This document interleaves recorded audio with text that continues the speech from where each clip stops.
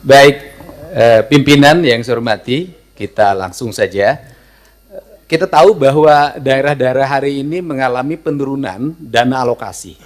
Bahkan ada beberapa daerah yang hampir tidak lagi memiliki kemampuan untuk memenuhi kebutuhan dasar pembangunannya karena dihabiskan untuk belanja pegawai. Ada pengangkatan P3K memiliki implikasi terhadap terkurasnya dana alokasi pembangunan dan DAU. Kemudian yang berikutnya, setelah itu dana DAK mengalami penurunan, terutama di bidang infrastruktur. Ini memiliki implikasi yang cukup luas terhadap kinerja pembangunan di setiap daerah. Kalau data-datanya kita sudah sampaikan lah, nanti tinggal dilihat. Nah, seluruh problem itu menurut saya harus segera diselesaikan dalam kerangka kerja, dalam rekrutmen kepegawaian P3K yang sesuai dengan kualifikasi yang dibutuhkan oleh daerah.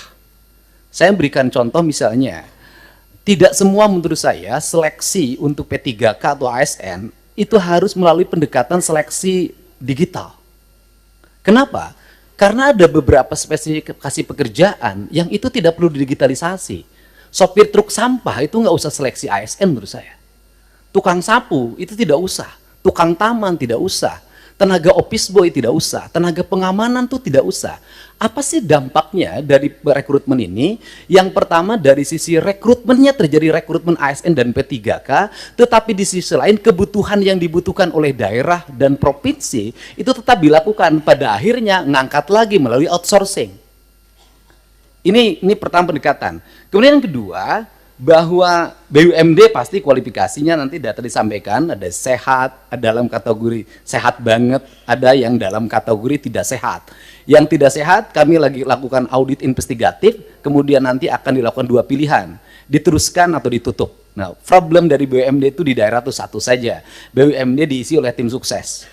Itu problemnya, sehingga profesionalismenya dikesampingkan. Rambu-rambu ini harus segera dibangun dengan baik.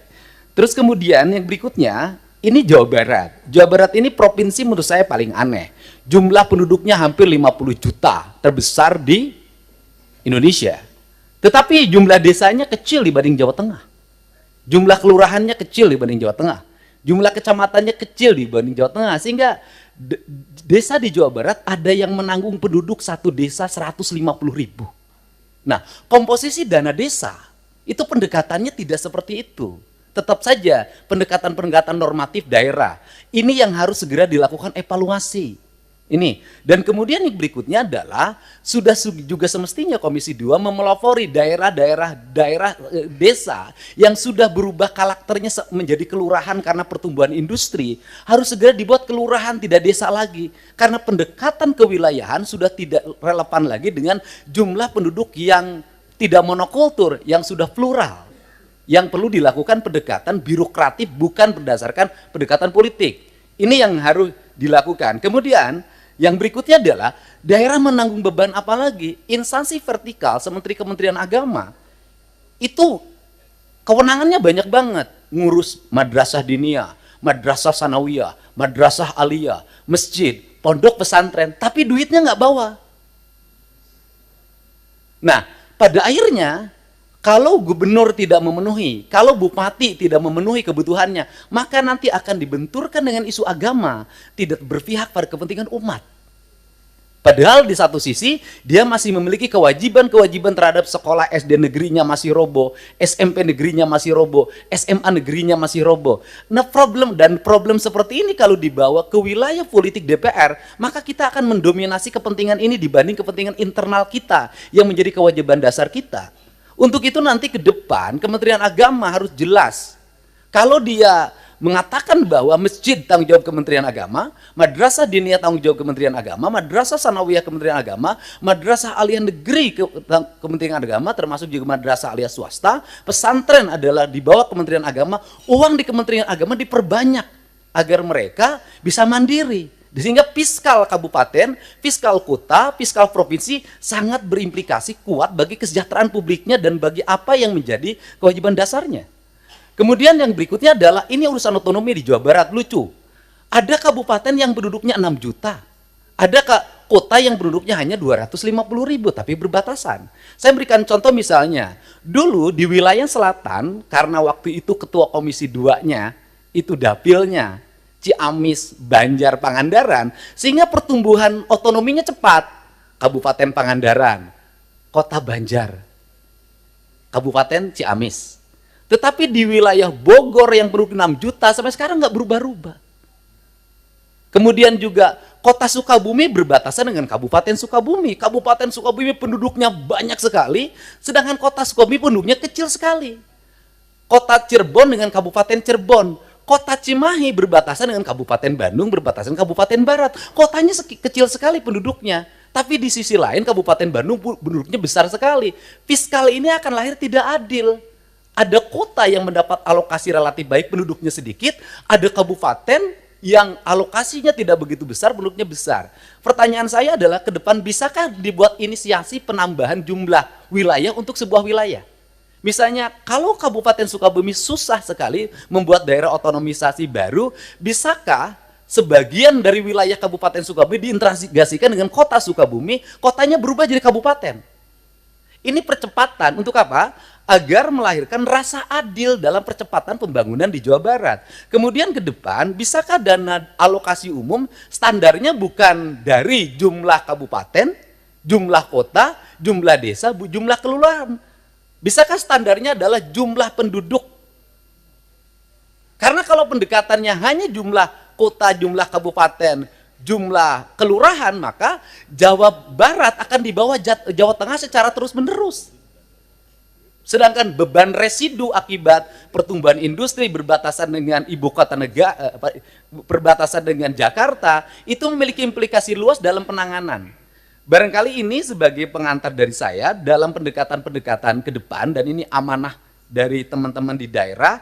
Semoga kebuntuan-kebuntuan ini bisa dilakukan percepatan-percepatan. Karena apa? Karena daerah diperlukan upaya-upaya kita untuk melakukan perubahan-perubahan, tidak boleh secara terus-menerus dengan pola monoton seperti ini. Nah, yang terakhir misalnya hari ini daerah harus beratraksi. Misalnya penurunan di sektor alokasi irigasi di BBWS. Itu kan harus ditutup lewat provinsi, karena itu kebutuhan dasar pertanian, kemudian daerah aliran sungai, dan itu berdampak pada banjir. Nah ini juga akhirnya kita banyak menutup. Kita ini, dan akhirnya berbagai kegiatan di daerah, itu berbagai kebutuhan di daerah yang sebenarnya itu menjadi kewenangan pusat, itu pada akhirnya juga ditutup lagi oleh daerah. Ditutup lagi oleh daerah.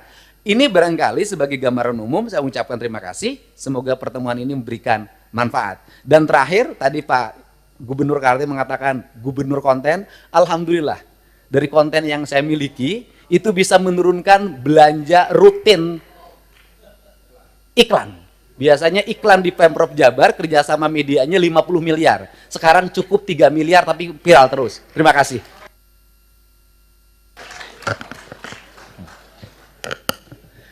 Bu Wamen, dalam penyusunan PP tentang desain besar penataan otonomi daerah itu mungkin tadi masukan dari Gubernur Jawa Barat, dan saya kira nanti yang lain juga bisa memberi masukan. Itu penting untuk kita bikin formula. Selama ini kan ada gairah yang besar untuk menghadirkan daerah otonomi baru, pemekaran. Tapi nomenklatur penggabungan dalam Undang-Undang Pemda, Undang-Undang nomor 23 tahun 2014 itu nggak pernah kita gunakan. Kita mekar terus, gabungnya nggak pernah. Nah, gabung selama ini selalu dikonotasikan dengan kabupaten yang ada gabung ke kabupaten yang lain. Itu kan ekstrim. Tapi pendekatannya bisa jadi beberapa kecamatan di sekitar daerah otonomi itu gabung karena daerahnya dekat. Tadi misalnya, ini kota Sukabumi, ini kabupaten Sukabumi. Kecamatan-kecamatan yang dekat dengan kota Sukabumi, di kabupaten Sukabumi itu gabung ke sini. Kan gitu. Nah, formula-formula ini menurut saya itu penting. Kami sekarang sedang meminta Kemendagri, Pak Gubernur, para gubernur, untuk menyusun PP itu. Karena itu menjadi formula kita untuk nanti menentukan bagaimana desain penataan daerah di Indonesia ke depan. Pimpinan, ada satu lagi yang ini menjadi kegelisahan. Adalah PPh 21, Pak. PPh 21 itu dasar pembagian bagi hasilnya berdasarkan di mana dia bayar. Industri yang ada di Jawa Barat, itu PPh 21-nya mayoritas di Jakarta. Sehingga dana bagi hasilnya untuk Pemda DKI pada residu industrialisasinya, resikonya, infrastruktur segala macam adalah tanggung jawab Pemda Jabar. Terima kasih, Pak. Pak Dirjen Keuangan Daerah itu dicatat, Pak. Termasuk dana transfer itu jangan di akhir tahun, Pak. Nanti kalau perlu nanti Dirjen Keuangan, Kementerian Keuangan atas izin pimpinan kita undang ke sini. Karena kalau enggak itu jadi silpa terus seperti yang Kaltim dan semua nanti akan mengalami. Mereka dapat uang tapi nggak bisa digunakan. Nah, untuk apa?